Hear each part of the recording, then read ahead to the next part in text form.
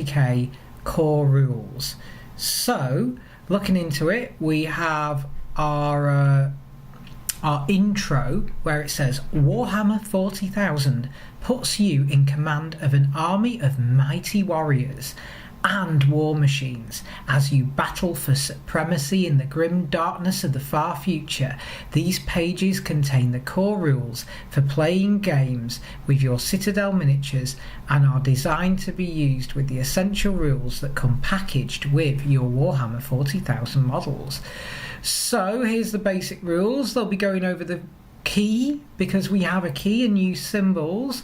We'll be having data sheets, battle round, command phase, movement phase, move units, reinforcements, transports, aircraft, psychic phase, shooting phase, range weapon types, making attacks, charge phase, charges, heroic interventions, heroic interventions, fight phase, morale phase, morale test, unit coherency checks, missions, and only war. So let's look at our key, and what they've done is they've put in, because I was looking at this a little bit sooner, and they've put in the basic rules, and they've got like key bullet points that they're going to actually have.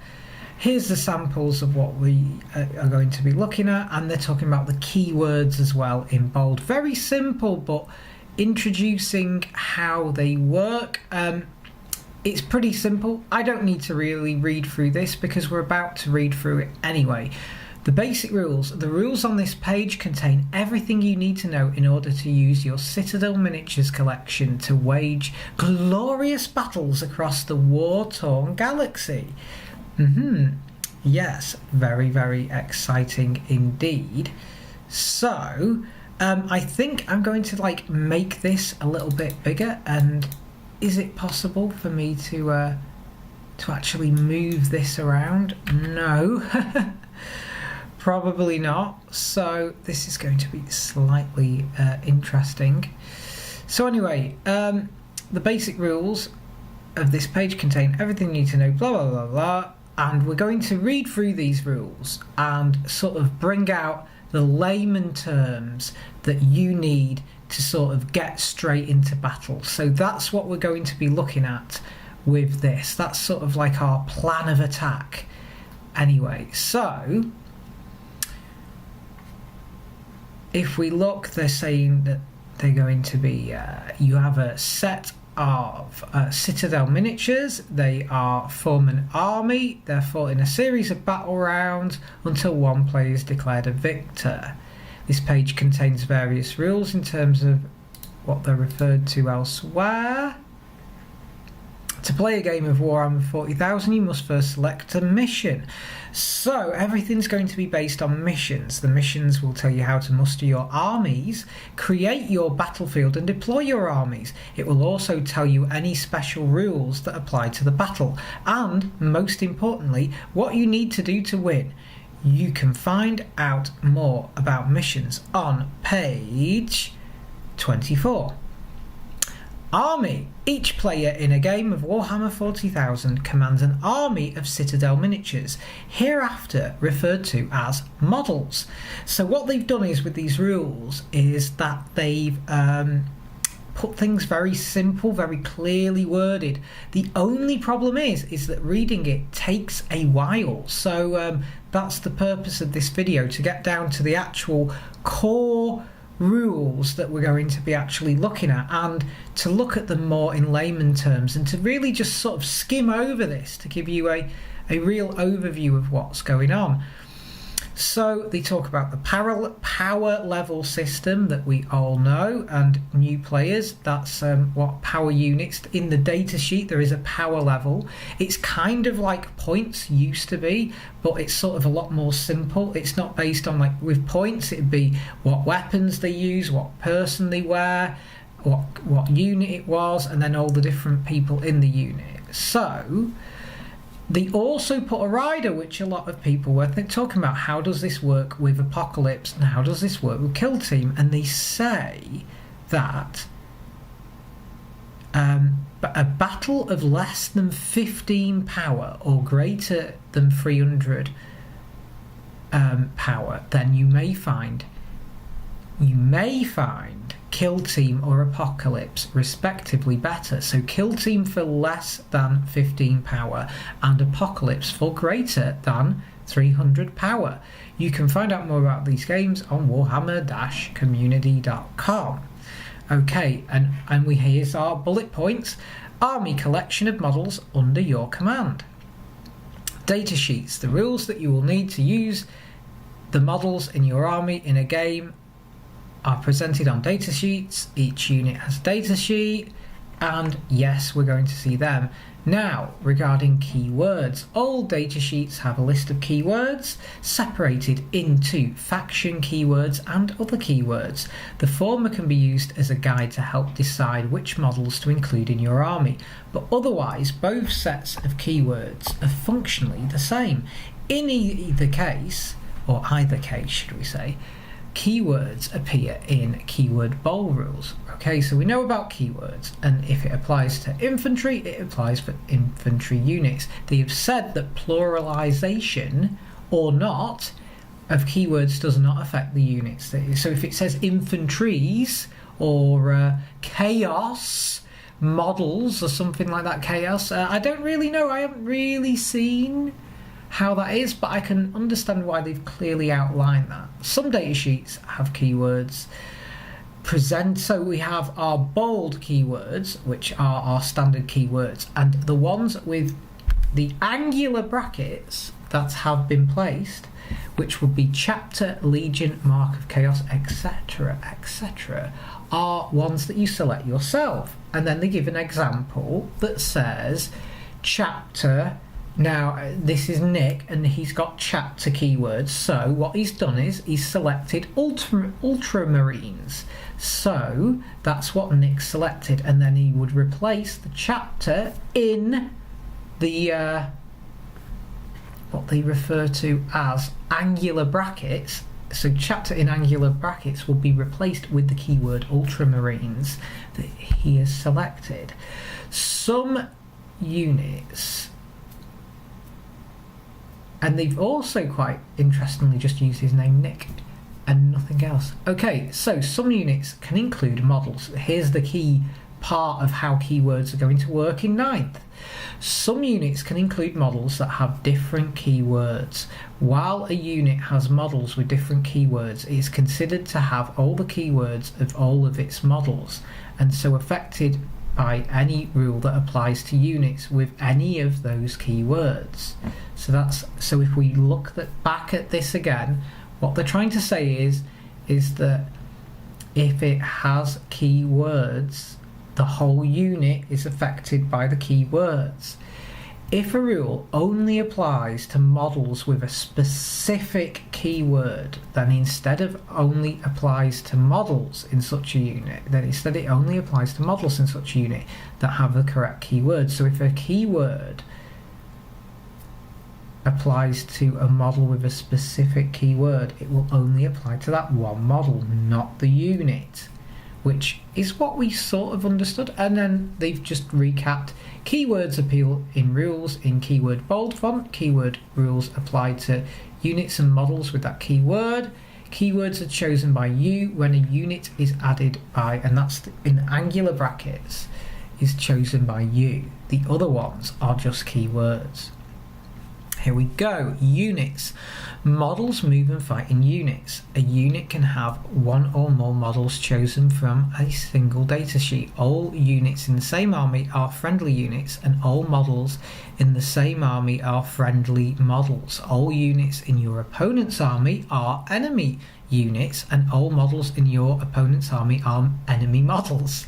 If a rule affects your units or models without specifying that they are friendly or enemy, then it affects either all units or all models, regardless of whose army they're in. And obviously that's going to affect if there's like a blast maybe. So they've recapped it. I don't think we need to go over that again. The most important rule in a game as detailed and as wide-ranging as Warhammer 40,000, there may be times when you are not sure exactly how to resolve a situation that has come up during play. When this happens, have a quick chat with your opponent. Apply the solution that makes the most sense or seems the most fun. Now, this is from the old rules. If no single solution presents itself, you and your opponent should roll off, and whoever rolls highest gets to choose what happens. Then you can get on with the fighting. So they don't want people arguing over rules. We really don't want that. Unit coherency. So this is what the unit coherency rules are going to apply to. And it says that a unit has more than one model, must set up and finish any sort of move as a single group. All models within 2 inches horizontally and 5 inches vertically of at least one other model from their unit.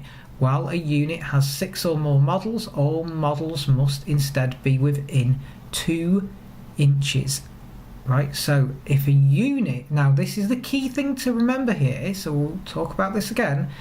If a unit has 6 or more models, all models must instead be within 2 inches horizontally and 2 inches vertically of, so that's a standard one, of at least 2 other models from their unit. So if we had a band of orcs, you can't lead a big string of orcs out. You have to have them sort of in a bit of a mob formation, as they have to be within 2 other models from their unit. This is called unit coherency. When we go above, when we have 6 or more. So if we have 5 models, they could be in a line, but beyond that they have to be in a cluster. If a unit cannot end any kind of move in unit incoherency, then the move cannot be made. They're mainly moved in the movement phase, but this also applies to the charge phase and fight phase where they are moved. Some rules allow you to add models to a unit during the battle. Such models must always be set up in unit coherency with the unit they are being added to. Sometimes there will be insufficient room to set up all the models from a unit, or it will not be possible to set up all the models so that they are in unit coherency. When this is the case, any models that cannot be set up are considered to have been destroyed. So if you cannot set them up, you have to consider them destroyed. Each model must be in unit coherency with other models, one other model from its own unit, 2 inches horizontally, 5 inches vertically. While the unit has 6 or more, 6 plus models in each unit, they must be within 2 other models from that unit. Engagement range. Engagement range presents the zone of threat that models represent to their enemies. While a model is within 2 inches horizontally and 5 inches vertically of an enemy model, those models are within engagement range of each other. While 2 enemy models are within engagement range of each other, those models units are also within engagement range of each other. Models cannot be set up within engagement range of enemy models.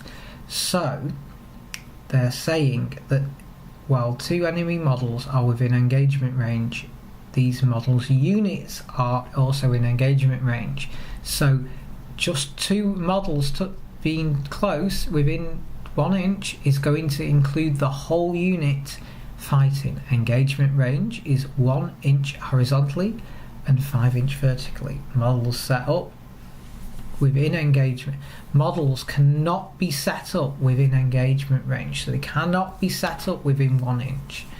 Battlefield. All battles of Warhammer 40,000 are fought on rectangular battlefields. So how does a 4x4 work then? Because it says every game is rectangular. That's an interesting one, because we're not square, we are rectangular, not circular, rectangular.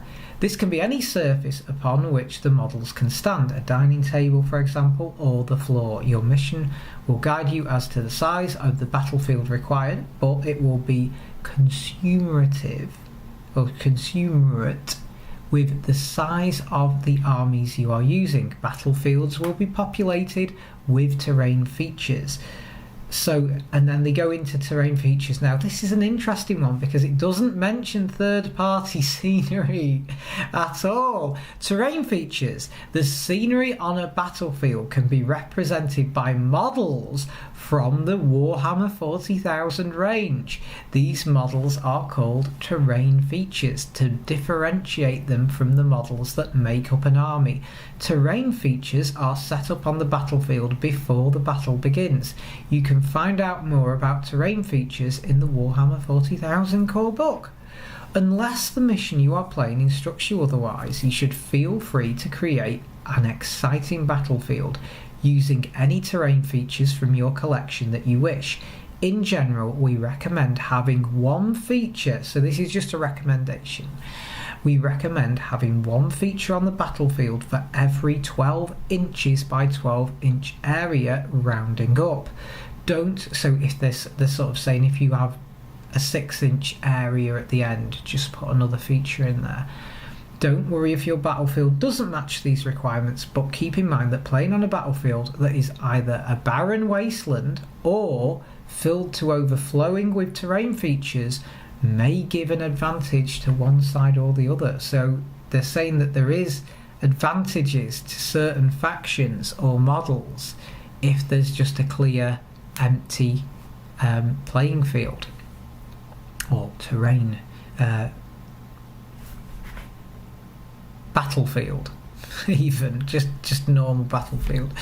Measuring distances. Distances are measured in inches. That's good to know because they've always been between the closest points of the bases of the models you're measuring to and from. If a model does not have a base, such as is the case with many vehicles. Now, I'm interested with flyers. Are we going to measure to the base of flyers or from the model? Measure to the closest point of any part of the model. This is called measuring to the model's hull. You can measure distances whenever you wish. Now, I remember the edition where you actually had to declare a shot, then measure, and if you measured wrong, then if you went in range, the shots were just lost. If a rule refers to the closest unit, anyway, in 9th, you can measure distances whenever you wish. If a rule refers to the closest unit or model and two or more are equally distant, then the player, so if we have like 2 within 3 inches or something like that, then the player who is controlling the unit that is using the rule in question selects which unit is the closest for the purposes of resolving that rule. So what they're saying is if we have 2 within 2 within 3 inches, the person using that rule can choose which unit that is going to be.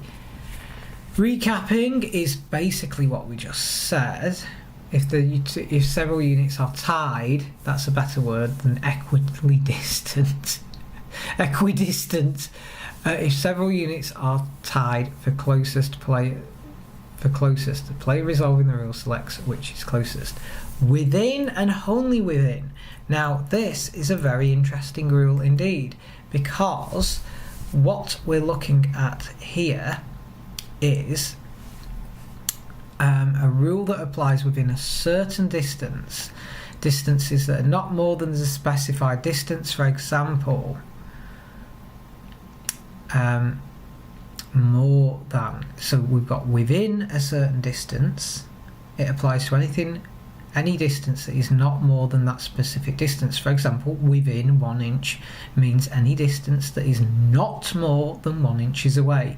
If a rule says it affects models that are within, then it applies to so long as any part of the model's base or hull is within that distance, the specified distance. If a rule, now the change, this is interesting, if a rule says it affects models that are wholly within, then it only applies if every part of the model's base or hull is within the specified distance. So they have to be completely within that radius, so to speak.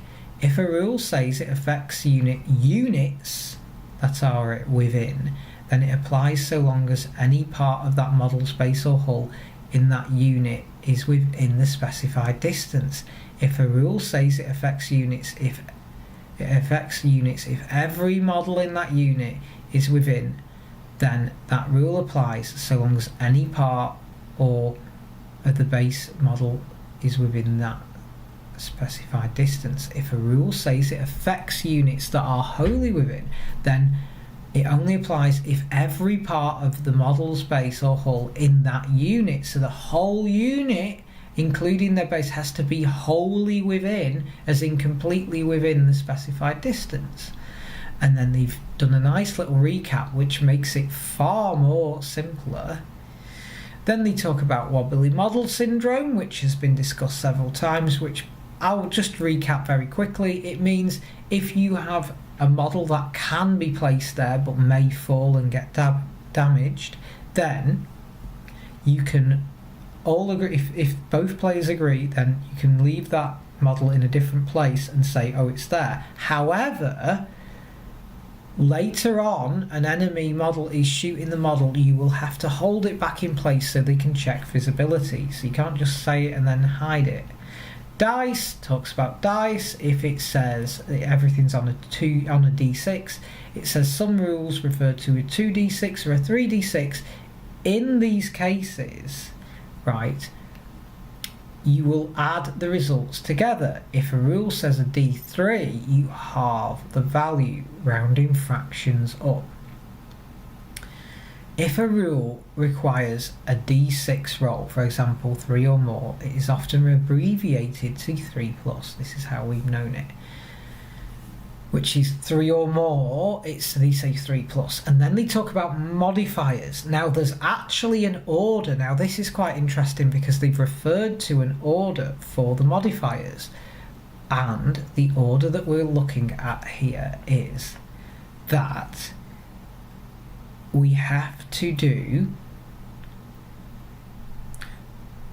division multipliers first, multiplication modifiers second, then before applying all addition ones, then addition and then subtraction comes at the end. Round any fractions up after applying all modifiers. A dice roll can be modified above its maximum possible values. For example, a d6 can be modified above 6, but it can never be modified below 1. So you always have a 1. If after all modifiers have been applied, a dice roll will be less than 1, count the result as 1. So we always have 1, we can't have 0. D6 is 6-sided dice, D3 is divided by rounding up, and then the order is division, multiplication, addition, then subtraction. We can only ever have 1. Now, it's interesting how they talk about re-rolls, because they say that some rules allow re-rolls. You can only ever have 1 re-roll if that happens. But what they're saying is, if there's a re-roll and there's multiple dice, you have to re-roll all those dice again. So if there's 3d6, you have to roll all 3 dices. You can't just roll one of the 3 to get a better result. That's a great rule. I'm really glad that they've outlined this. But the best results obtained by having half, and then they say that if it talks about a non-modified one, it applies to the dice. So they say rules that refer to the value of an unmodified dice roll are referring to the dice result after any re-rolls but before any modifiers are applied. So that's great. We've tried to sort of skim over that. Roll-offs. Some rules instruct players to roll off. To do so, both players roll 1d6 and whoever scores the highest wins the roll-off. If there is a tie for the highest roll, make the roll-off again. Neither player is allowed to re-roll or modify any of the d6 when making a roll-off. So during roll-offs, you cannot re-roll. You can't use a command point re-roll. Sequencing. While playing Warhammer 40,000, you'll occasionally find that 2 or more rules are to be resolved at the same time, e.g. at the start of the battle round or at the end of the fight phase. When this happens during battle, the player whose turn it is chooses the order. If these things occur before or after the battle, or at the start or at the end of the battle round, the players roll off and the winner decides in what order the rules are to be resolved. So we've got another roll off for sequencing. If several rules must be resolved at the same time, the players whose turn it is chooses the order to resolve them. Now that's going to be interesting and needs to be re-looked at in other when the rolls actually hit. Hints and tips dice rolling. In a game of Warhammer 40,000, you and your opponent will be rolling, and in some cases re-rolling, lots of dice. It's good practice to always make sure your opponent knows what you are rolling dice for and what abilities and rules are in effect that enables you to make any re-rolls. Many gamers roll their dice somewhere on the battlefield, but some roll their dice elsewhere, such as in a dice tray. Wherever you roll your dice, make sure you roll the dice where your opponent can see the results too. If a dice is rolled out of bounds, i.e. it rolls off your battlefield, out of your dice tray and ends up on the floor, then it is very common to ignore the result of that dice and roll it again. Rolling an out of bounds dice again doesn't count as having re-rolled the dice. If a dice does not lay flat on your battlefield after it has been thrown, it is called a cocked dice. Some players use a house rule that unless a dice is flat after it has been rolled, or unless you can balance another dice on top of a cocked dice without it sliding off, it must be rolled again. It is more common for players to roll the dice again only if they can't be sure of the result. In either case, rolling a cocked dice again doesn't count as having a re-rolled dice. So they've sort of just clarified that. Starting strengths, half strengths and destroyed units. The number of models in a unit that has, when it has been added to your army, is known as a starting strength. Throughout a battle, models will suffer damage and be destroyed. When a model is destroyed, it is removed from play. While the number of models in a unit is less than half of its starting strength, that unit is said to be below half strength. When every model in a unit has been destroyed, that unit is said to be destroyed. So, they've said the models suffer damage, and that's what they've said. So the starting strength is what you start with, and then half strength is when when it's half, so it has to be half, and then when every model in a unit has been destroyed, it's said to be destroyed. If a rule is used to split a unit into multiple units during the battle, the starting strength of each individual unit is changed to be equal to the number of models in that unit.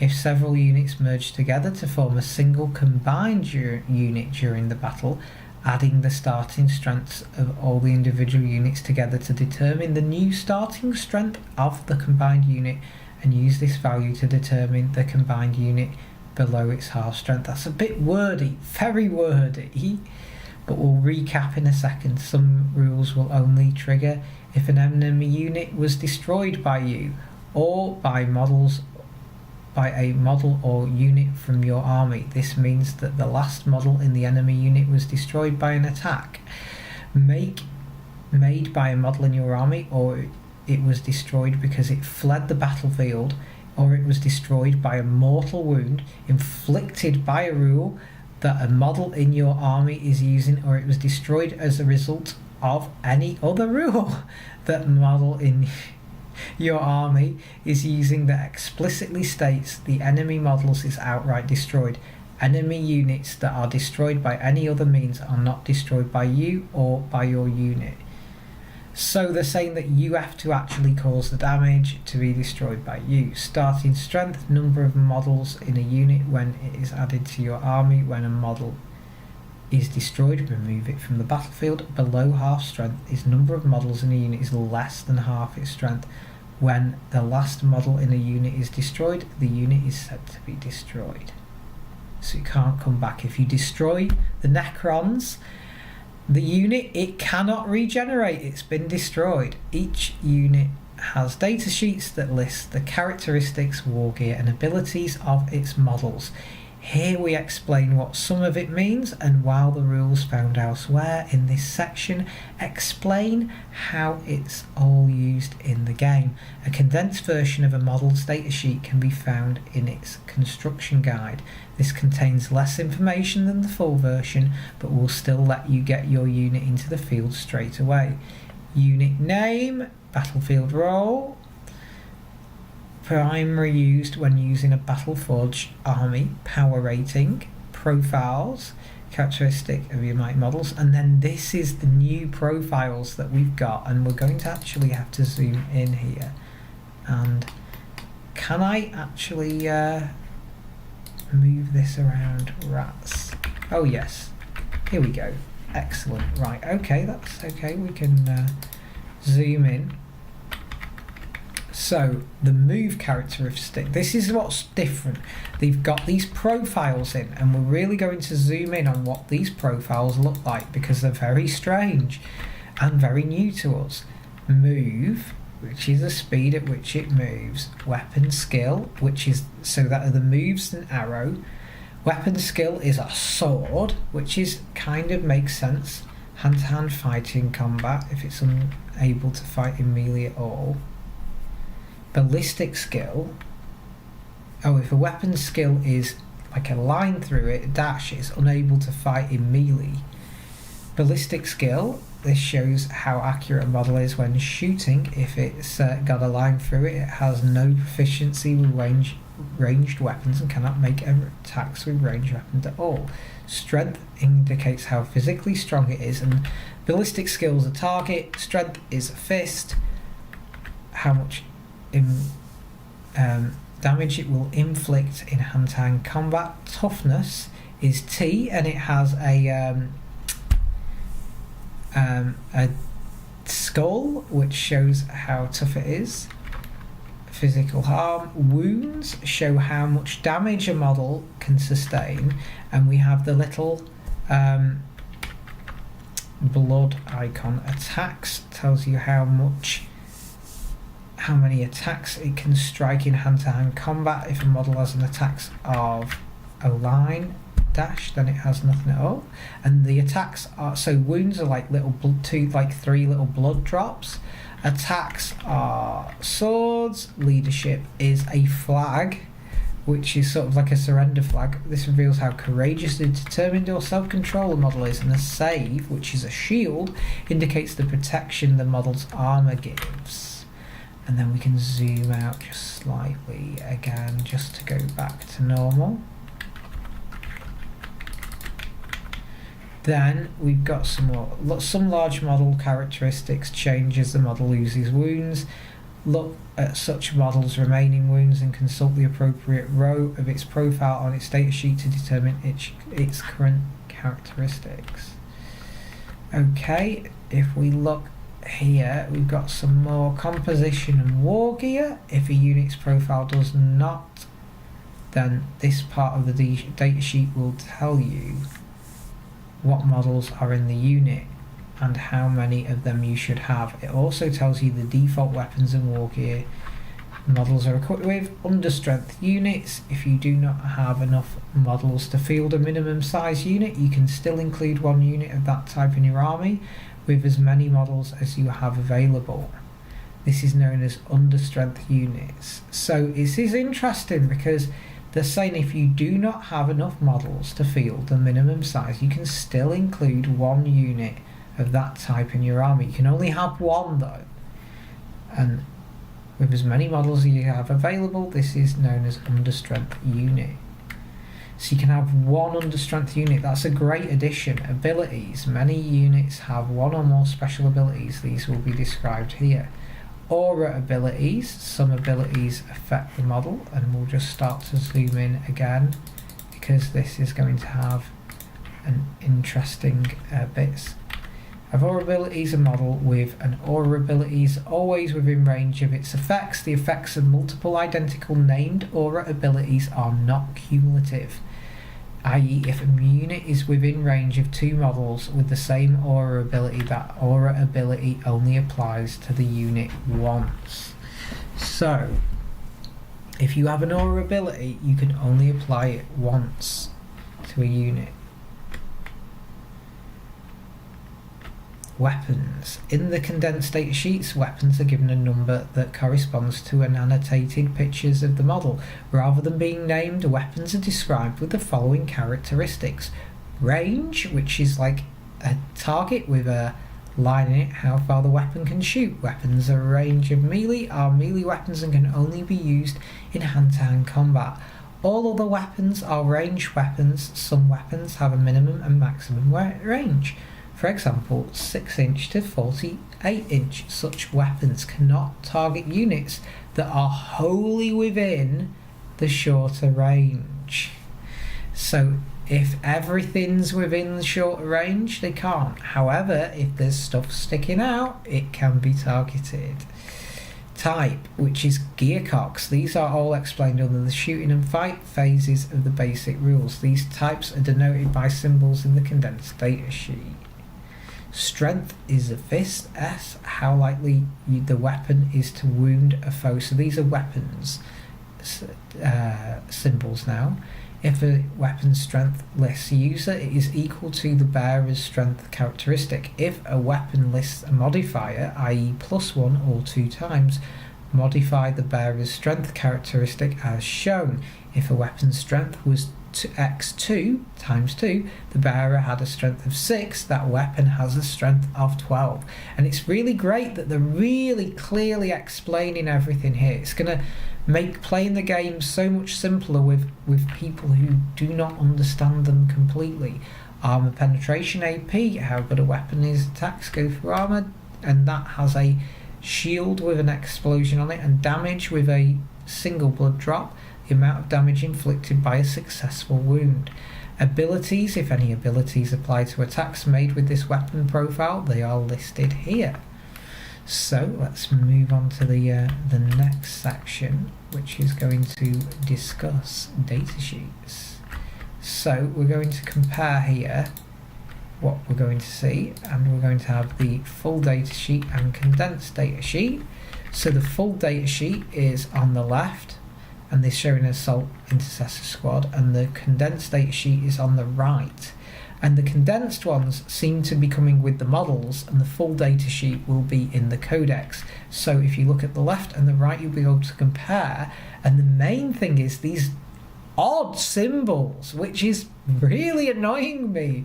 I mean, it's handy to look at, and that's great. I mean, I think they're doing like the war cry thing and the kill team thing, which is great, and they're simple to use, but really strange at the same time, because I'm used to MWS, BSS, you know what I mean? Those sort of things. Okay. Modifying. So those are our ones. We have war gear options. Some data sheets have a bullet pointed list. Here we go, just zoom in slightly. Have a bullet pointed list when you include units in your army. You can use these options to change the weapons and other war gear of the model in the unit. Of the models in the unit. The order which you use these options does not matter, but each can only be used once. So that's what they've said. These options, the war gear options, you can use these options to change the weapons. They can only, the order you use these options does not matter, but they can only be used once. Keywords. Datasheets have a list of keywords separated into faction keywords and other keywords. The former can be used to help guide you through the datasheets. Then we have damage tables. Some models' characteristics change as they lose wounds. These are shown by an asterisk on the model's profile. Look at such models' remaining wounds and consult the appropriate row of its damage chart to determine its current characteristics. Damage table model characteristics change as it loses wounds. And we know that with our vehicles. Modifying characteristics. Many rules modify the characteristics of models and weapons. All modifiers to a characteristic are cumulative. You must apply division modifiers before applying multiplication modifiers, and before applying addition and then subtraction modifiers. Round any fractions up after applying all modifiers. If a rule instructs you to replace, so it's very similar rhetoric as before, if a rule instructs you to replace one characteristic with a specified value, change the relevant characteristics to the new value before applying any modifiers that apply from other rules, if any, to the new value, regardless of the source. The strength, toughness, attacks, leadership characteristics of a model can never be modified below 1, as we read before.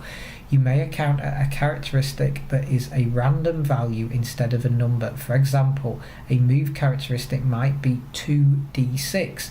For attacks, value might be d6. When a unit with a random move characteristic is selected to move, determine the entire unit's move distance by rolling the indicated number of dice. For all other characteristics, roll to determine the value on an individual per model or per weapon basis each time that characteristic is required.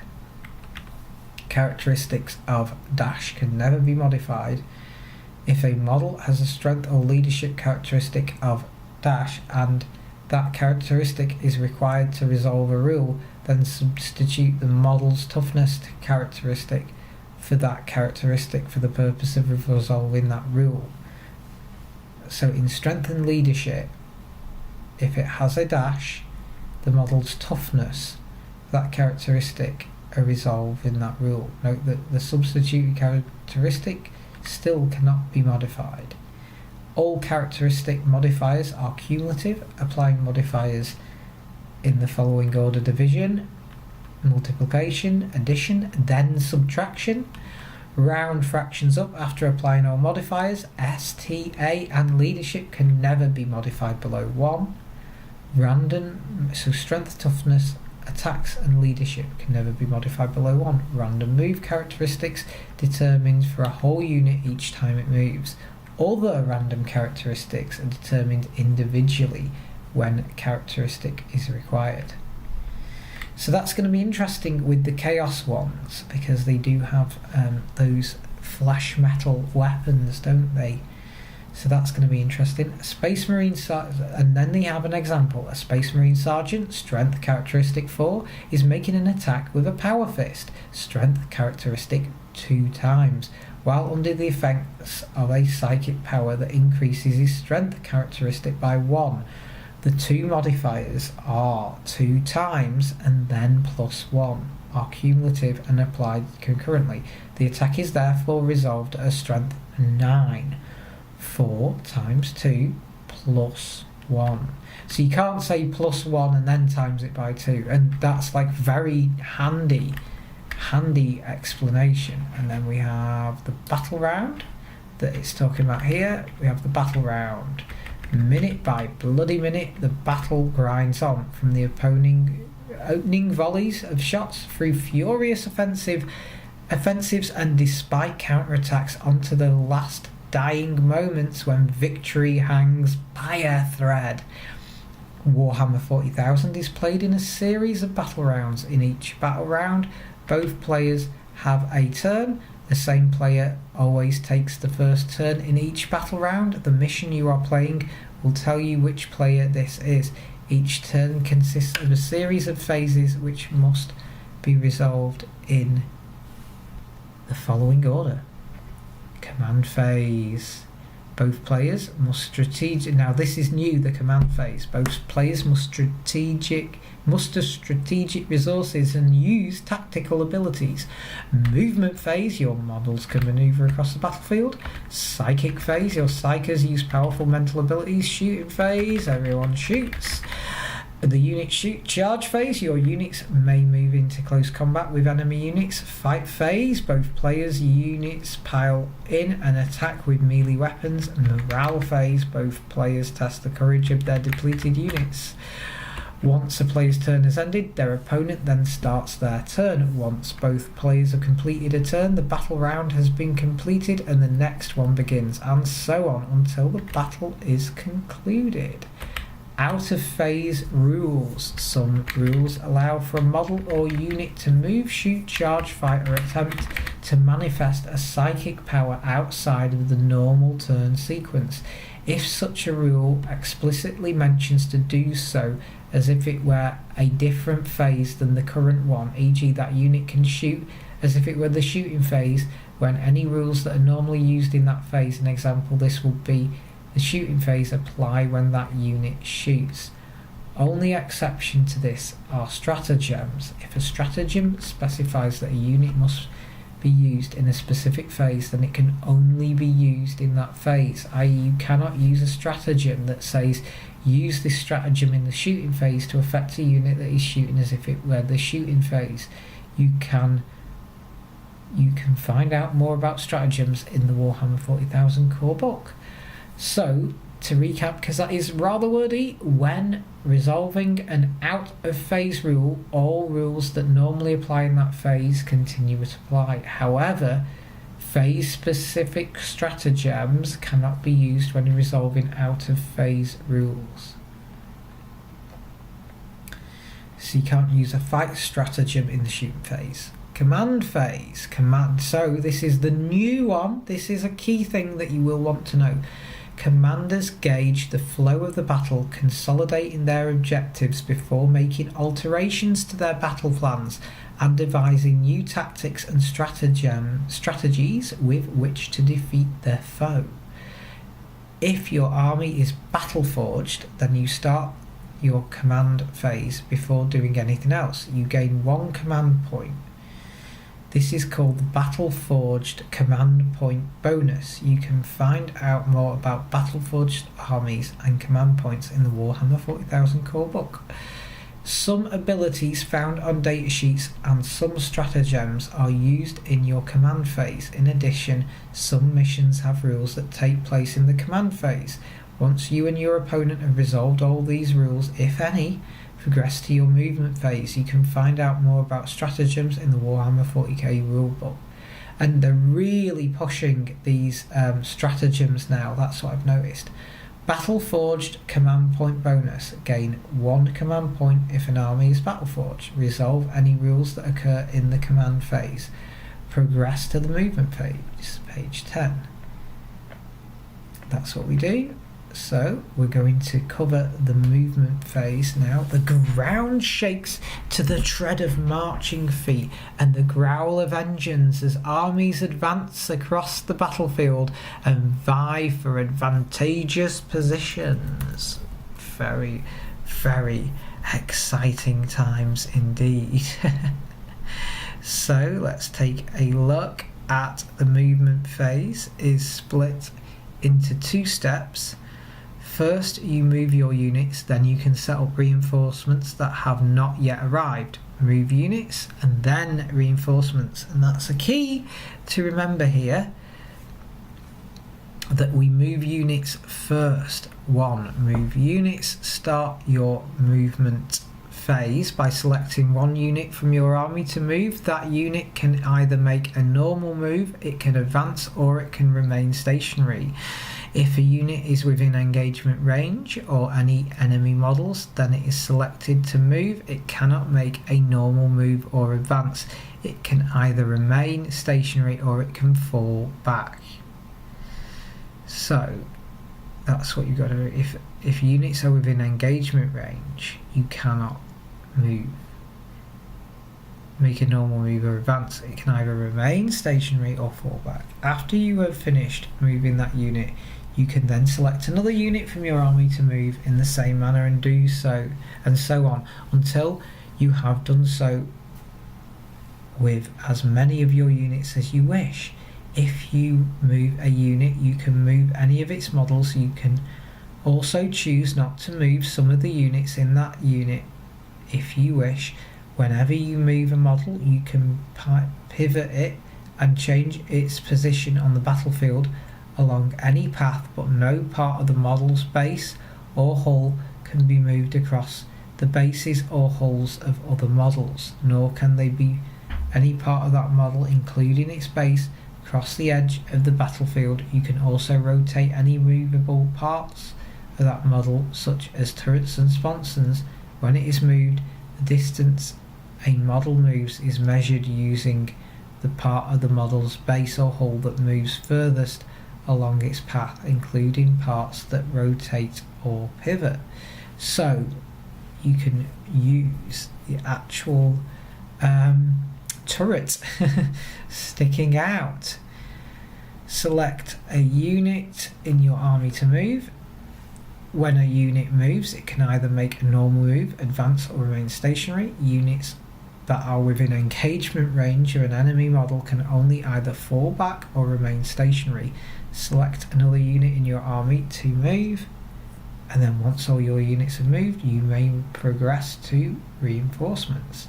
Normal move. When a unit makes a normal move, each model in that unit can move a distance in inches equal to or less than the move characteristics shown on its datasheet, but no model can be moved within engagement range. Normal move. Models move to M cannot move within engagement range of any enemy models, which we just said. Advance. A unit makes an advance. Make an advance roll for the unit by rolling 1d6. Add the result in inches to the move characteristic of each model in that unit until the end of the current phase. Each model in that unit can then move a distance in inches equal to or less than the total, but no model can be moved within engagement range of enemy models. A unit cannot shoot or declare a charge in the same turn that it made an advance.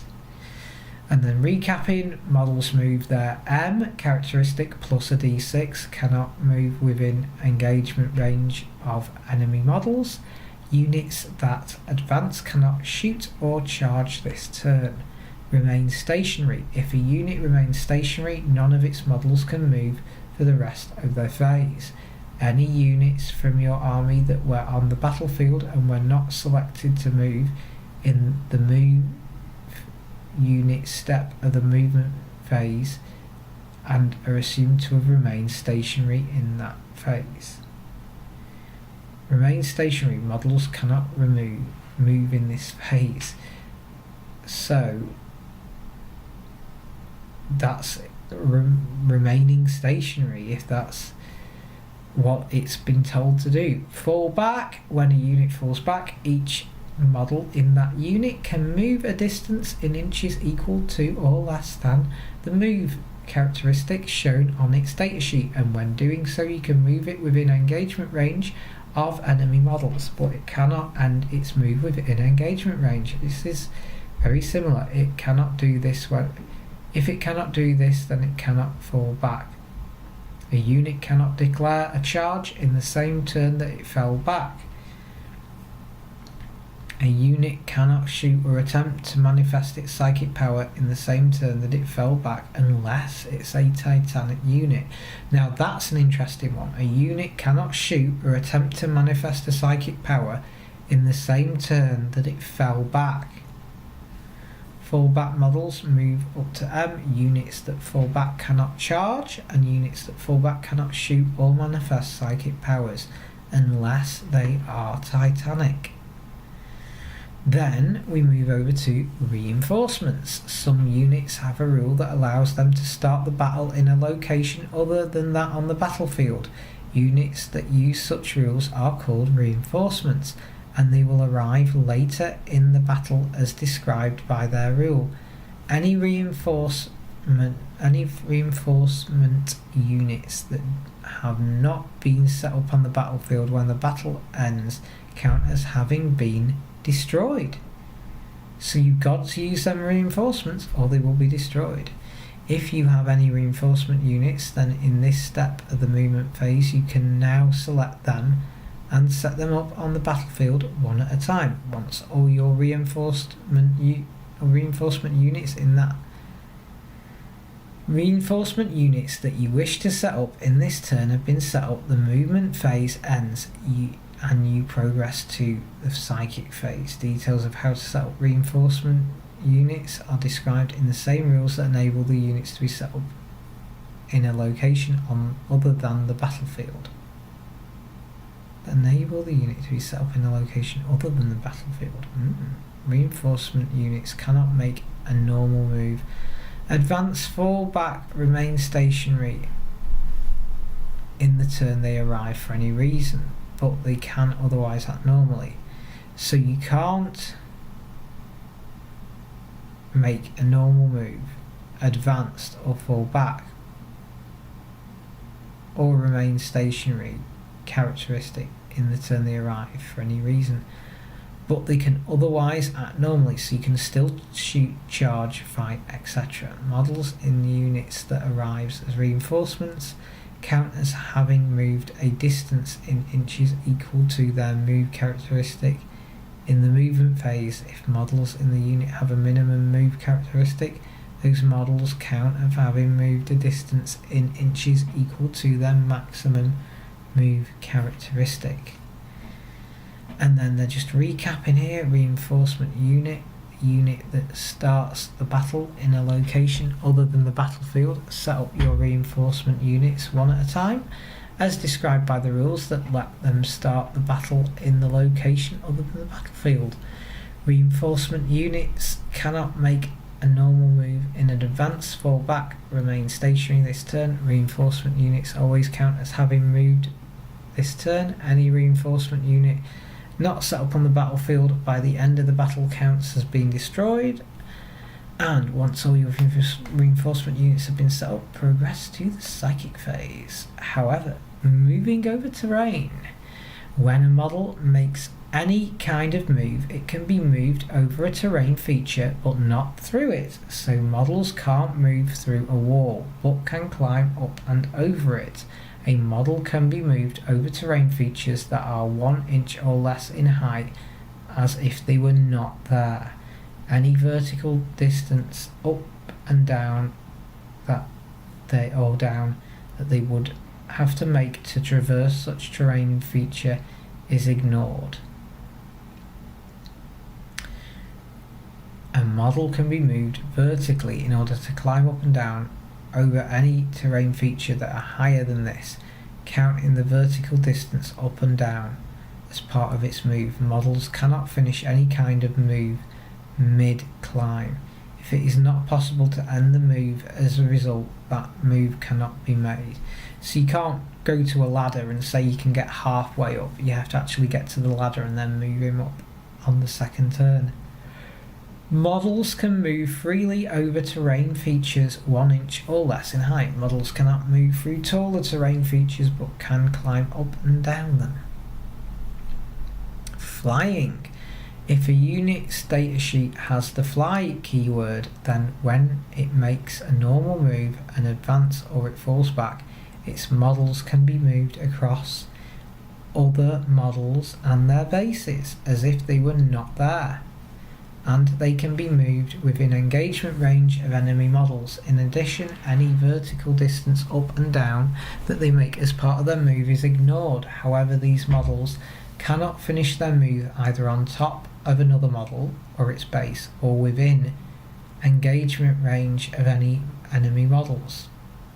Fly models can move over other models when they make a normal move and advance when they fall back, and an advance or when they move back. Fly models ignore vertical distances when they make a normal move and advance or when they fall back. Transports. Some models have the transport keyword. The following rules describe how units can embark on and disembark from such models as how they are used to move their passengers across the battlefield. Transport capacity. All transport models have a transport capacity listed on their datasheet. This determines how many friendly models and of what type can embark within them. A model transport capacity can never be exceeded. Units can start the battle embarked within a transport instead of being set up separately. Declare what units are embarked within a transport model before you set them up. Transport capacity, maximum number of models that can embark in the transport keyword. Units can start the battle embarked in a transport if they embarked. If a unit makes a normal move, an advance or falls back, and every model in that unit ends that move within 3 inches of a friendly transport model, they can embark. And every model in that unit is within 3 inches, so you've got to remember that every model of a friendly transport model, they can embark within it. A unit cannot embark within a transport model that is within engagement range of other models. It cannot embark if it has already disembarked from a transport model in the same phase. Remove the unit from the battlefield and place it to one side. The range of enemy models, and it cannot embark if it is already disembarked from a transport model in the same phase. Remove the unit from the battlefield and place it to one side. It is now embarked within the model. Okay, that sort of doesn't read the best way, but I understand what they mean, because they're saying that when they're embarked in a model, you remove them and put them to one side. You don't put them inside it. Units cannot normally do anything or be affected in any way while they are embarked. So they cannot normally do anything, and they cannot be affected in any way while they're embarked. No special abilities or anything like that, unless specifically stated abilities have no effect on units while they're embarked. And stratagems cannot be used to affected units while they are embarked. For all rule purposes, units are embarked within a transport model that has made a normal move, advance, fallen back, or remain stationary also counts as having made the same kind of move that turn. And then they summarise, which is what we just said. Units can embark in a friendly transport if every model ends a normal move and advance or fall back within 3 inches. All units. If every model or a unit cannot embark within a transport that is within engagement range of any enemy models. Units cannot do anything or be affected in any way while they are embarked in a transport.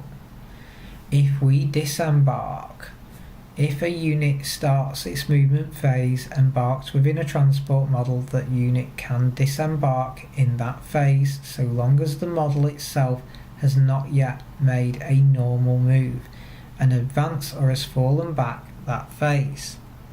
When a unit disembarks, set it up on the battlefield so that it is wholly within 3 inches of the transport model and not within engagement range of enemy models.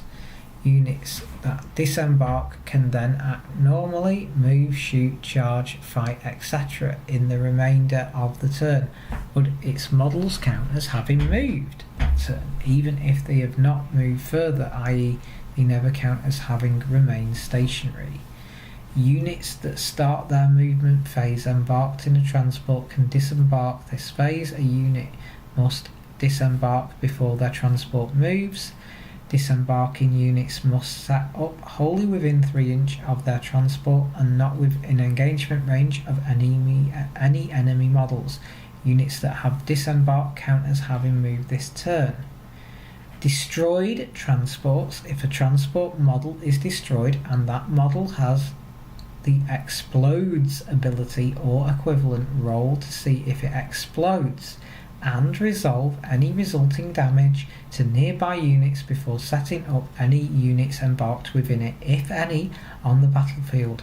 If there are any units embarked within the destroyed transport model, these must now immediately disembark before the model itself is removed from the battlefield. These units are not affected by the destroyed model's explodes ability or equivalent. Instead, you must roll 1d6 for each model you just set up on the battlefield.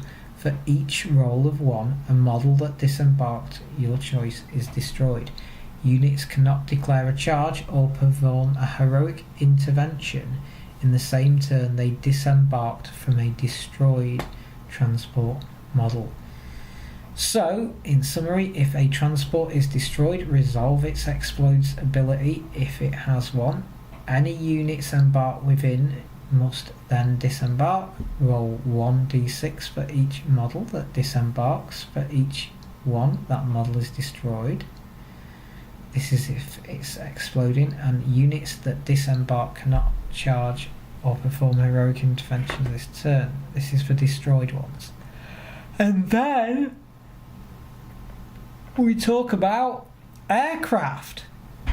Still talking about aircraft. Some models have the aircraft keyword in addition to the, so we're still talking about movement in addition to the flying rules, and they sort of like piled it all in, whereas before these were sort of like hidden away in the core rules. So it's great that these now have been included in the core rules that are free online. This is really what we want to see to help people get into the game. It's so accessible now.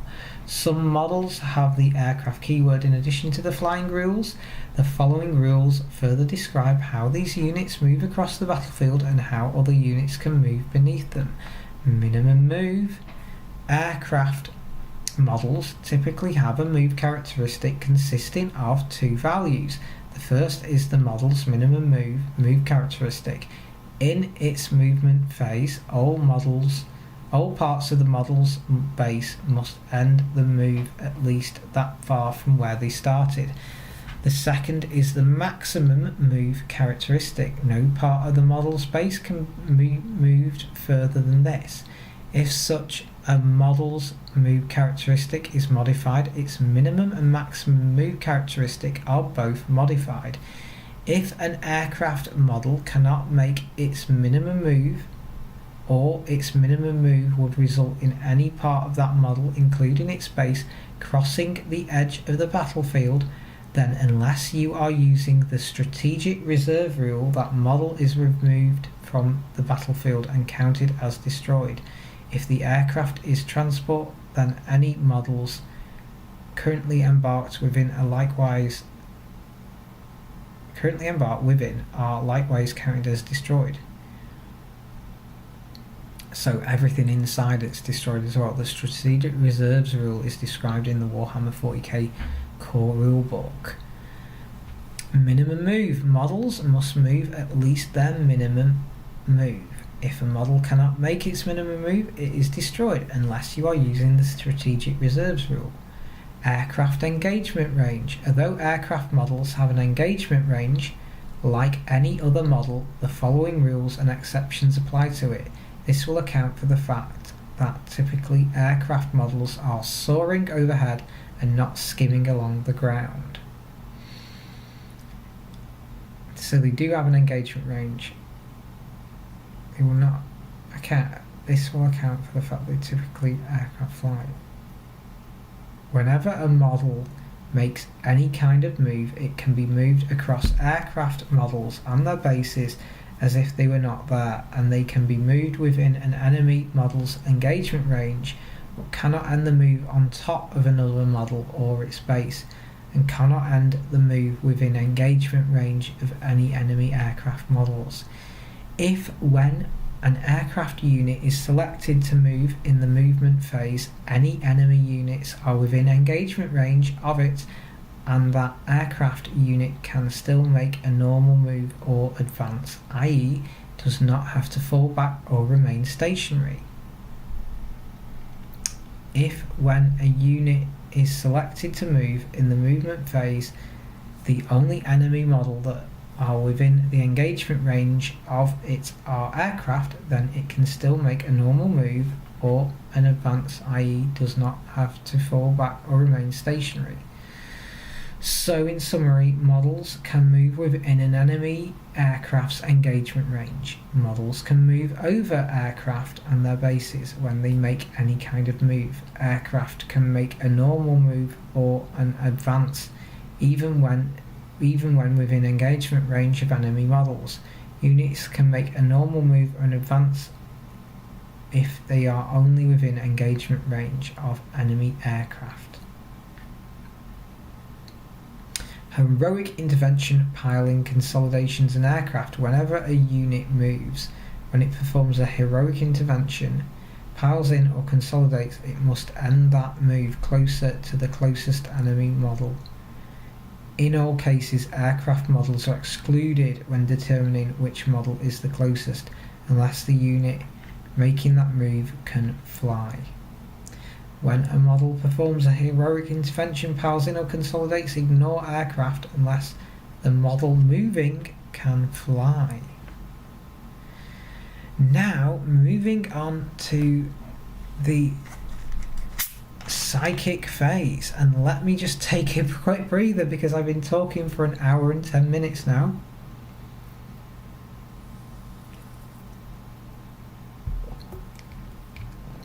We're only on page 16 of 26.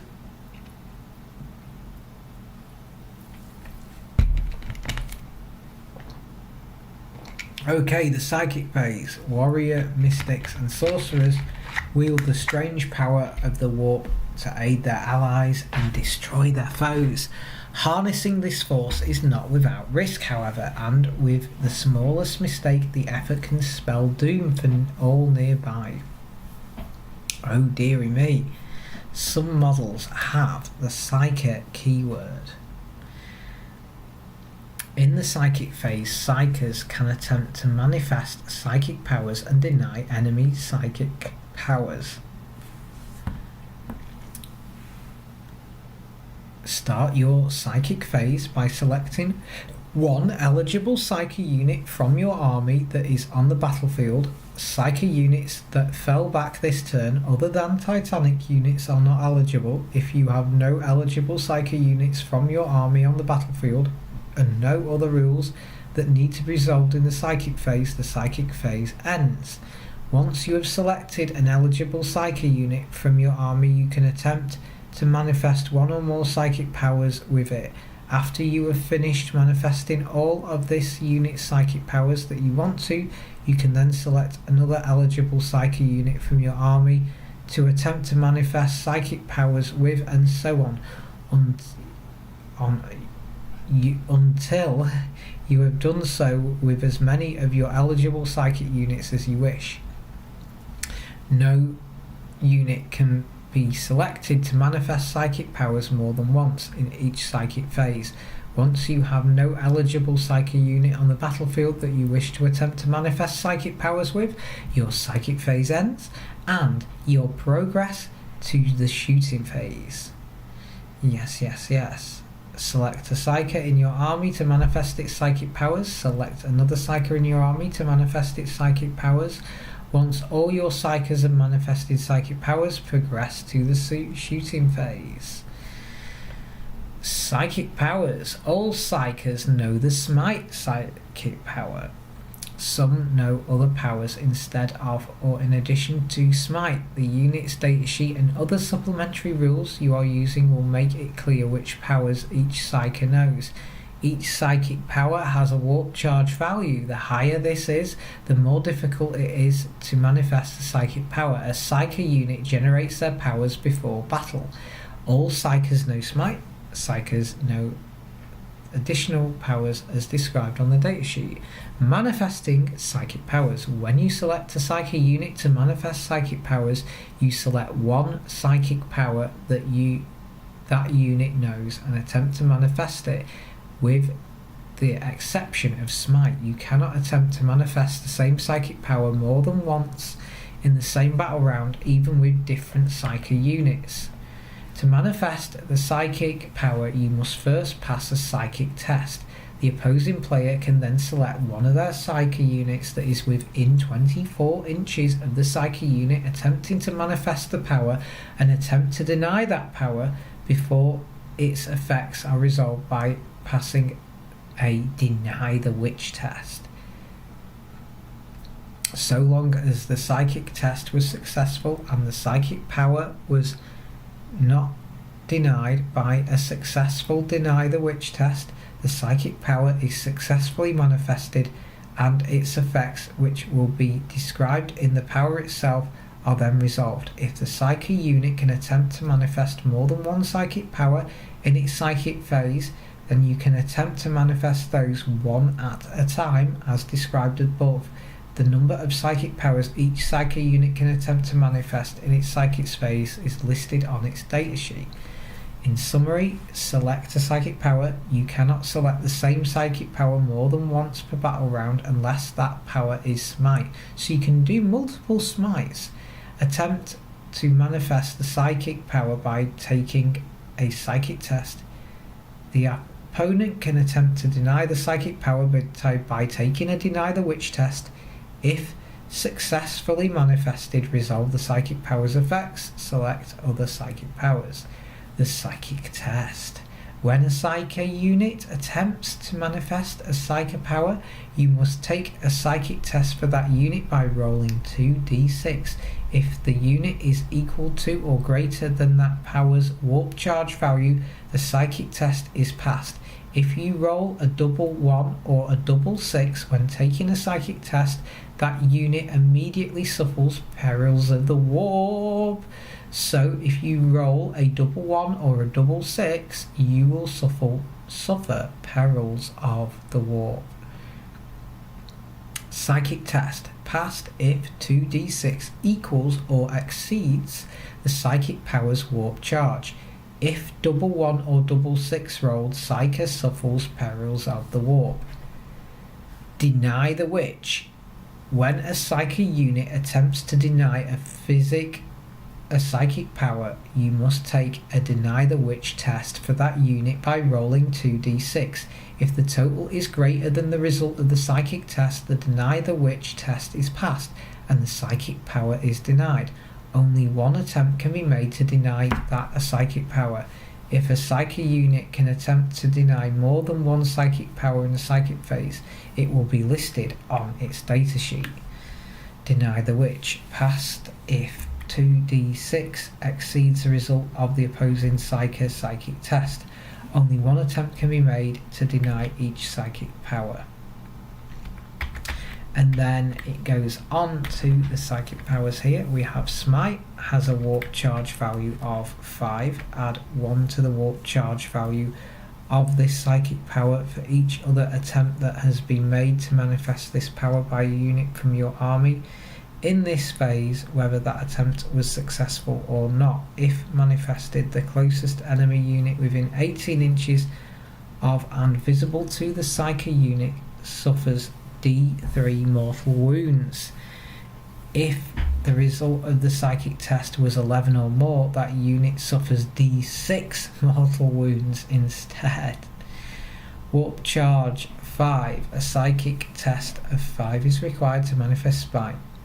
Warp charge increased by 1 for each other attempt to manifest Smite in this phase. So it increases by 1 every time you try and use it. Okay. Warp charge increases by 1, yeah. If manifested, closest visible enemy unit within 18 inches suffers D3 mortal wounds. If manifested with a psychic test, results of 11 plus enemy instead suffers D6 mortal wounds. Then we have Perils of the Warp. Perils of the Warp. When a psychic unit suffers Perils of the Warp, it suffers D3 mortal wounds. If a psychic unit is destroyed by Perils of the Warp while attempting to manifest a psychic power, that power automatically fails to manifest. If a psychic unit is destroyed by Perils of the Warp, then just before removing the last model in that unit, every unit within 6 inches of it immediately suffers D3 mortal wounds. Perils of the Warp. But it says in that unit, so you could have a unit of multiple psychers and get away with losing some. Perils of the Warp. The psychic unit manifesting the power suffers D3 mortal wounds. If a psychic unit is destroyed, the psychic power fails to manifest. If a psychic unit is destroyed, every other unit within 6 inches suffers D3 mortal wounds. Shooting phase. Guns, thunder and shrapnel falls from the sky. Muzzle flare shines through the glooming bursts. Beams of laser fire illuminating the fog of war, and spent ammunition cartridges are left discarded across the battlefield. Okay, let's move on to the shooting phase, guys, and let's see where we go.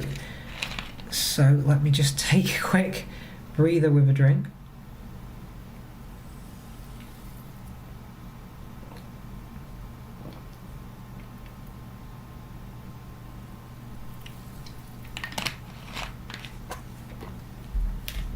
Thank you so much for letting me drink. Start your shooting phase by selecting one eligible unit from your army to shoot with. An eligible unit is one that has one or more models equipped with ranged weapons. Units that advance this turn and units that fell back other than Titanic units this turn are not eligible. If you have no eligible units, your shooting phase ends. After you have shot with one of your eligible units, you can then select another of your eligible units to shoot with, and so on until you have shot with as many of your units as you wish. When you select a unit to shoot with, you select targets and resolve attacks with any or all ranged weapons that models in that unit are equipped with. Each ranged weapon can only be shot once per phase. The ranged weapons that models in a unit are equipped with are detailed on its datasheet. No unit can be selected to shoot with more than once in each shooting phase. Once all your eligible units that you wish to shoot with have done so, your shooting phase ends and you progress to the charge phase.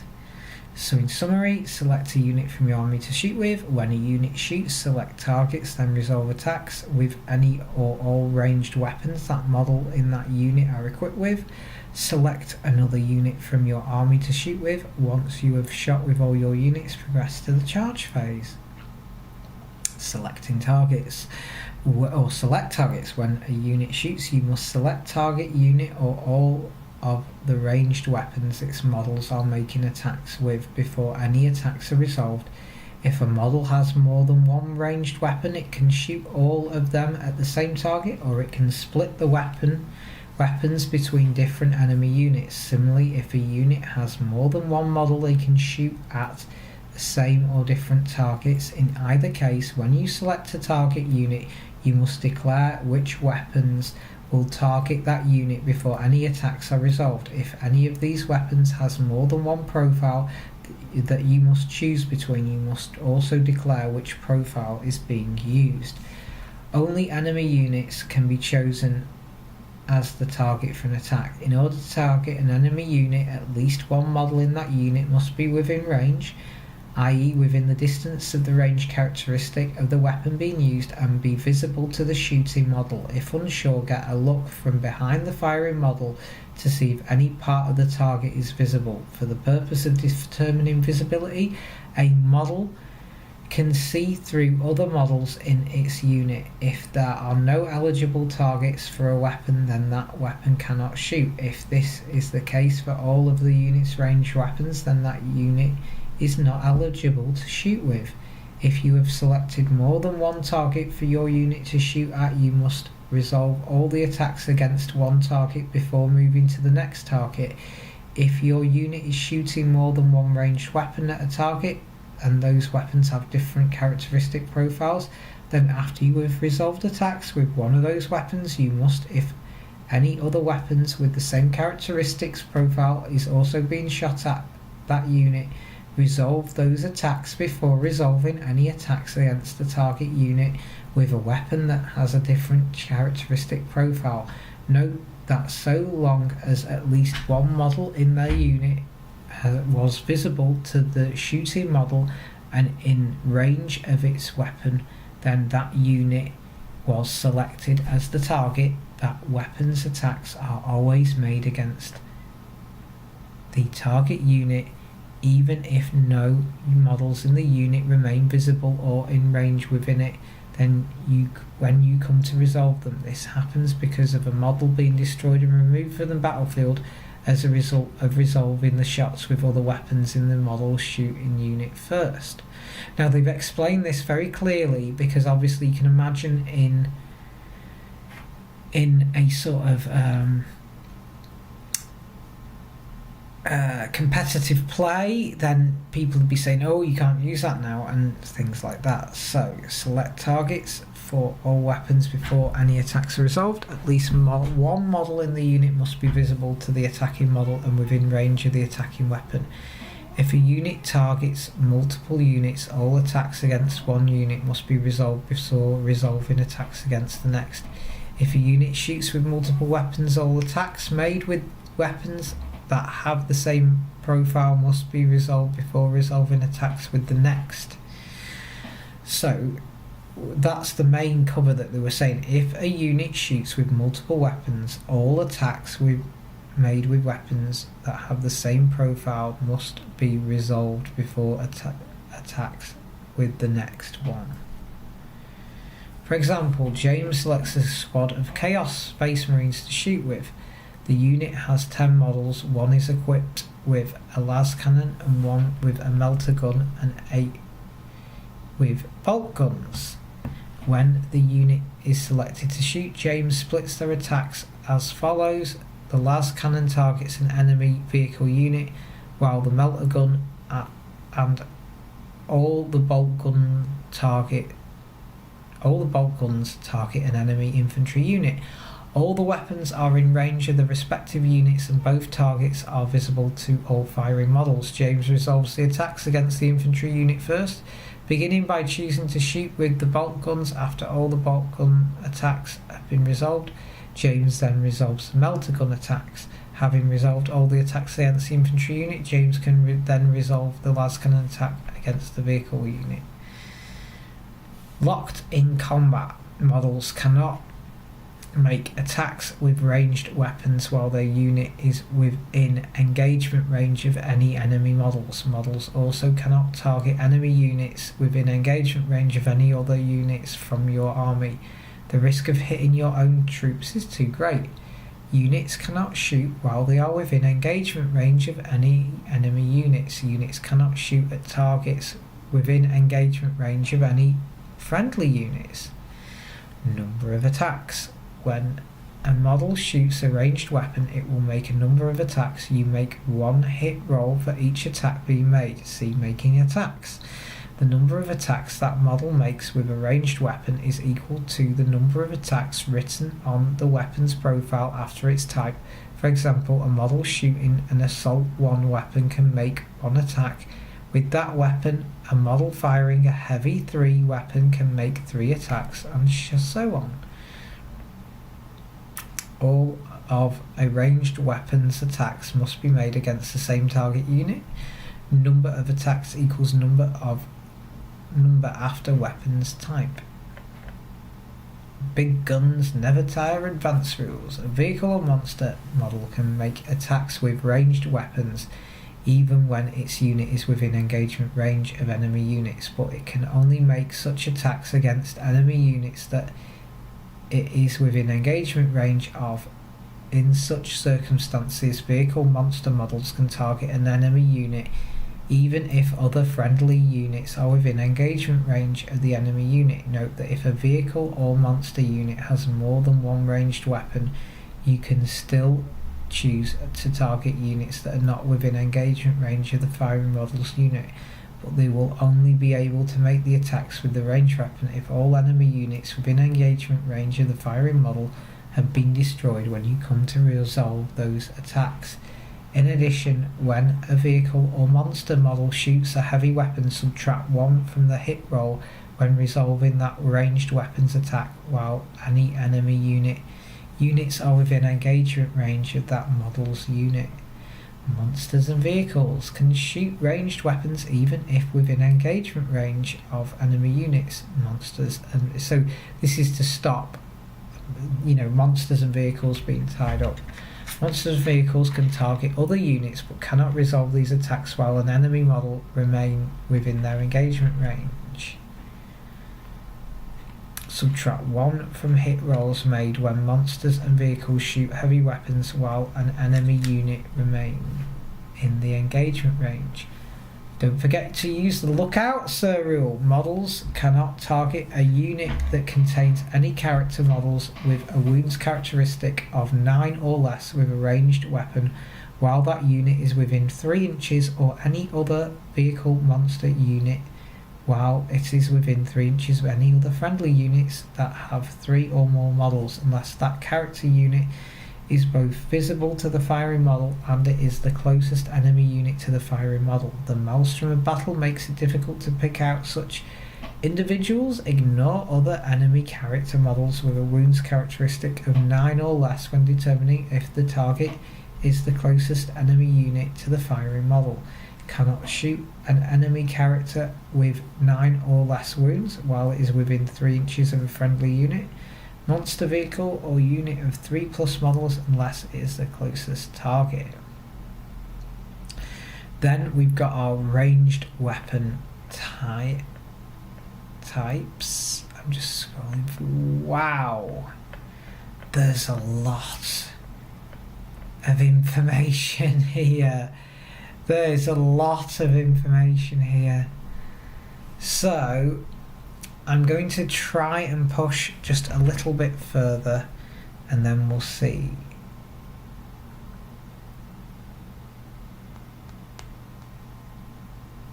What are you going to do now? Okay, so we'll look at the ranged weapon types.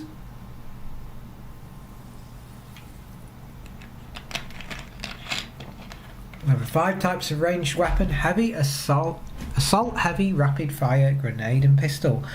A weapon's type can impact the number of attacks it can make. See page 17. In addition, each type of ranged weapon also has an additional rule. Depending upon the situation, might affect the accuracy of the weapon or when it can be fired. These are as follows: assault, and we've got that assault logo there. Assault weapons can fire so rapidly or indiscriminately that they can be shot from the hip as warriors dash forward into combat.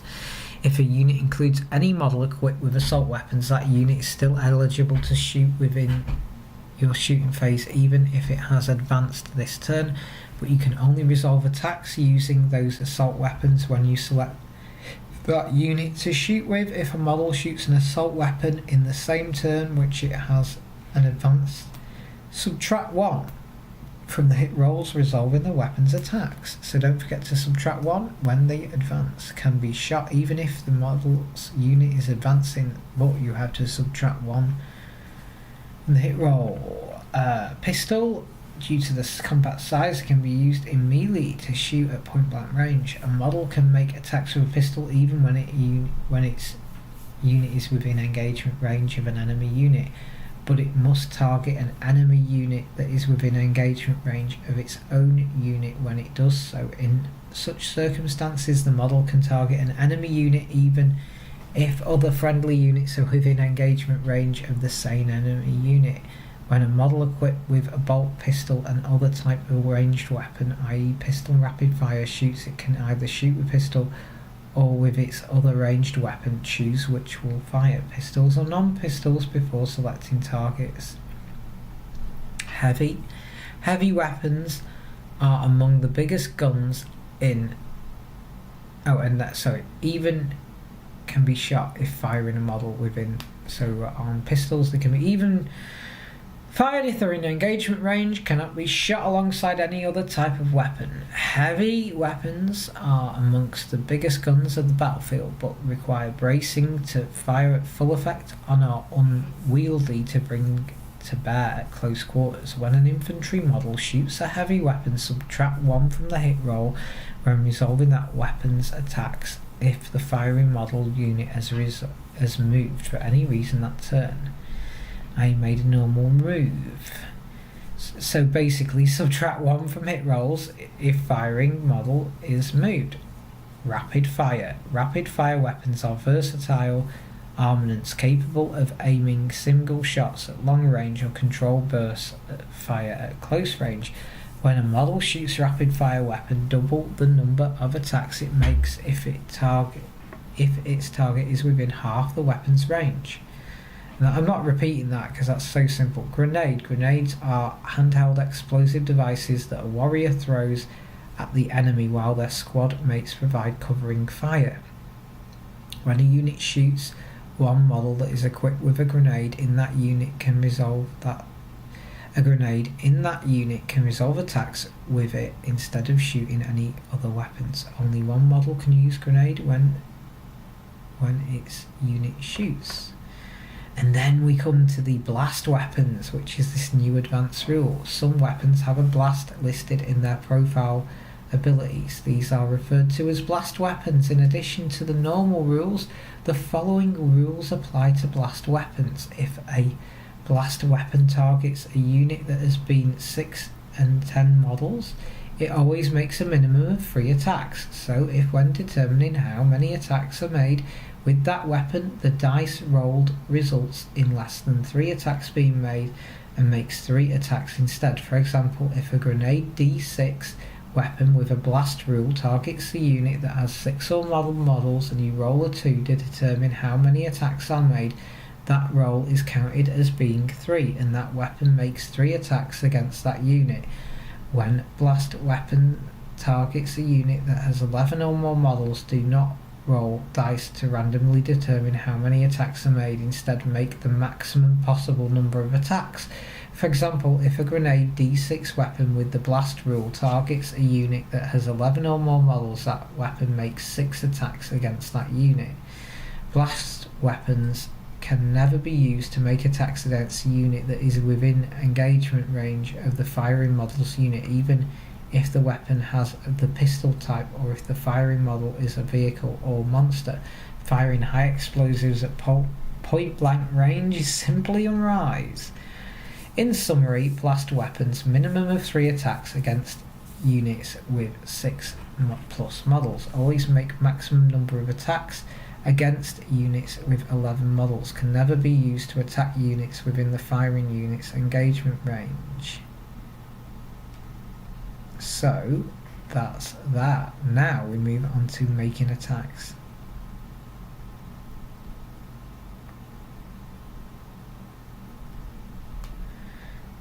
And then we will call it a day, I believe.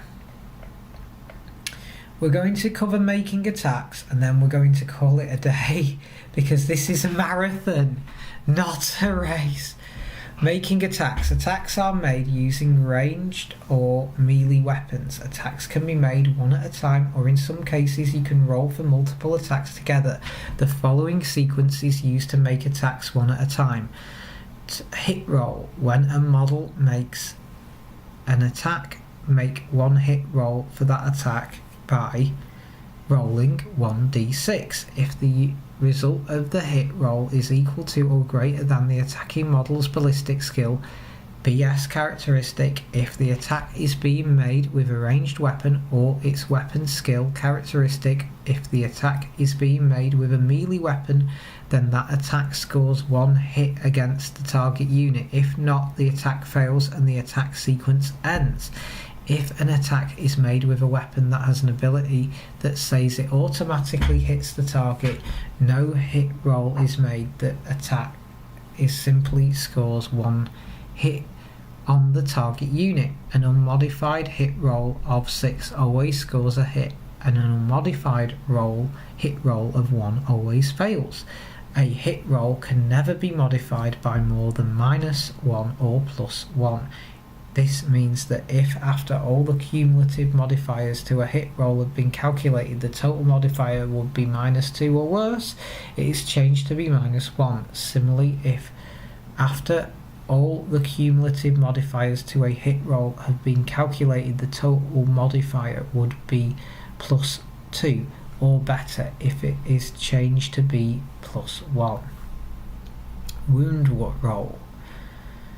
Each time an attack scores a hit against a target unit, make a wound roll for that attack by rolling 1d6 to see if that attack successfully wounds the target. The result required is determined by comparing the attacking weapon's strength characteristic with the target's toughness characteristic as shown on the following table. And here's our wound roll table that we're all used to. Attacker's strength versus target's toughness. Then the d6 result required is the strength twice or more than the toughness +2. Is the strength greater than the toughness +3? is the strength equal to the toughness plus 4. 4 plus, should I say, with those, so 2 plus, 3 plus, 4 plus. Is the strength lower than the toughness? 5 plus. Is the strength half or less than the toughness? 6 plus. If the result of the wound roll is less than the required number, the attack fails and the attack sequence ends. An unmodified wound roll of 6 always successfully wounds the target. An unmodified wound roll of 1 always fails.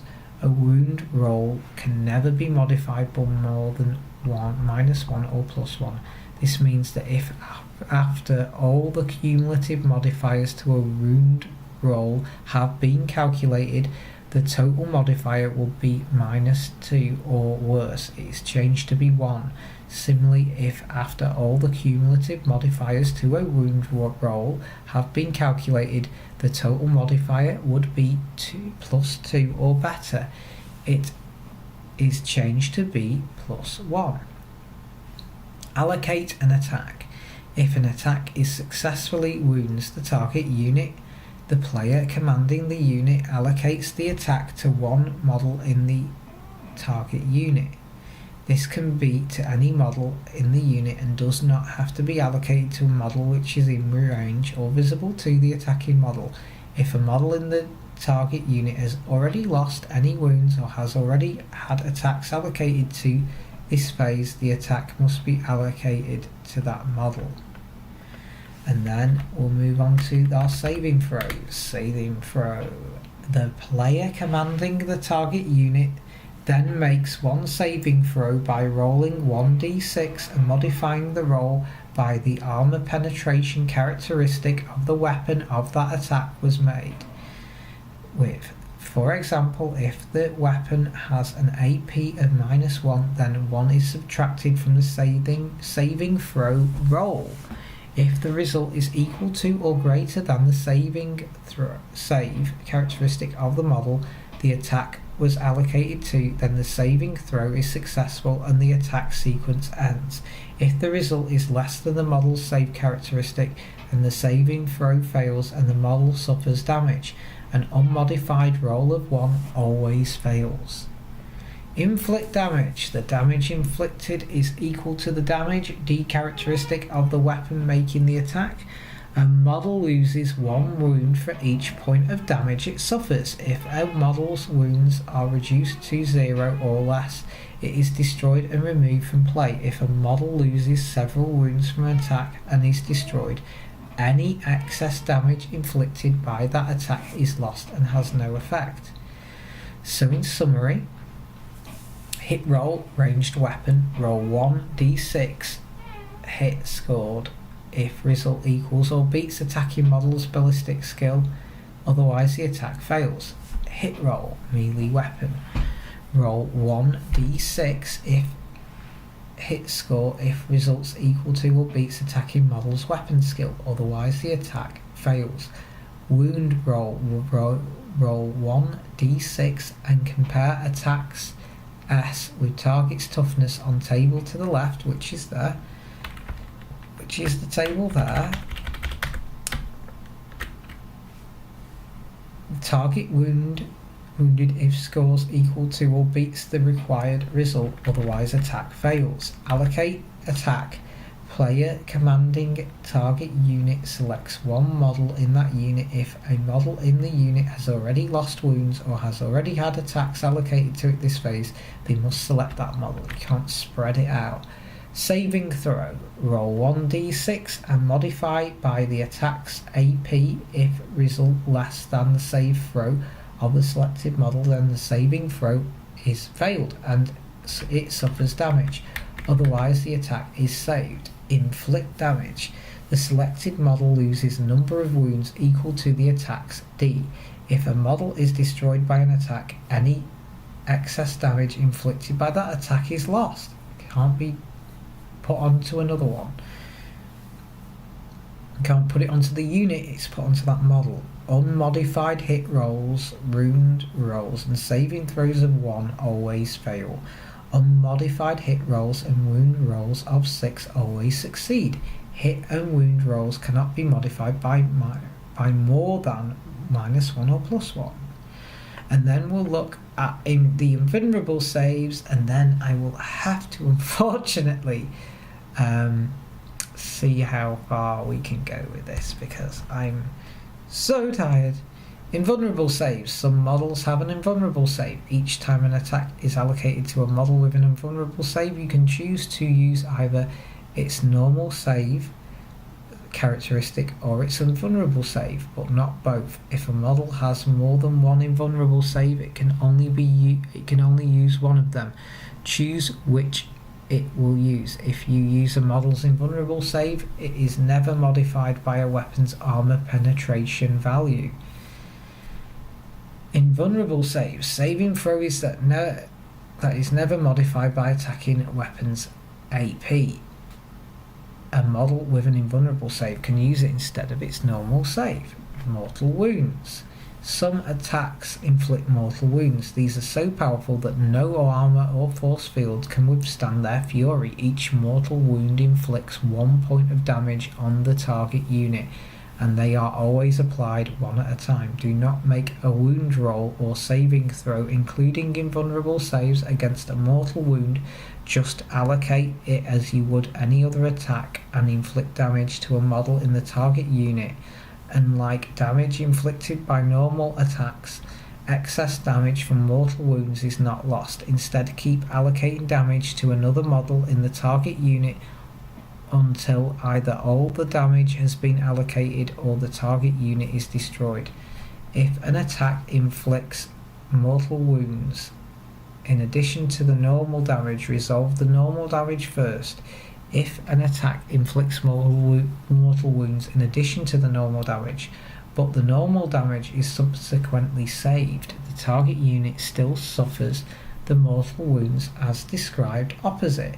If an ability modifies the damage inflicted by a weapon and that weapon can inflict mortal wounds in addition to the normal damage, the modifier does not apply to any mortal wounds that are inflicted unless the rule specifically states otherwise. Each mortal wound inflicted on a unit causes one model in the unit to lose 1 wound.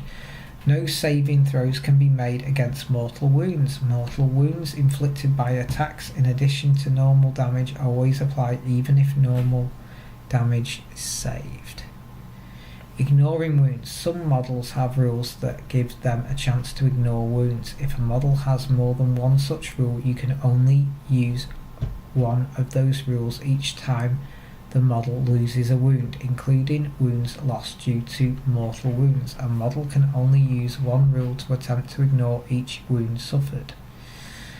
Then we've got the charge phase, heroic interventions, the fight phase, which goes into the morale phase, and then missions. So it's not too bad. This video is getting awfully long, so I think we will leave it there and tackle the charge phase in the next video.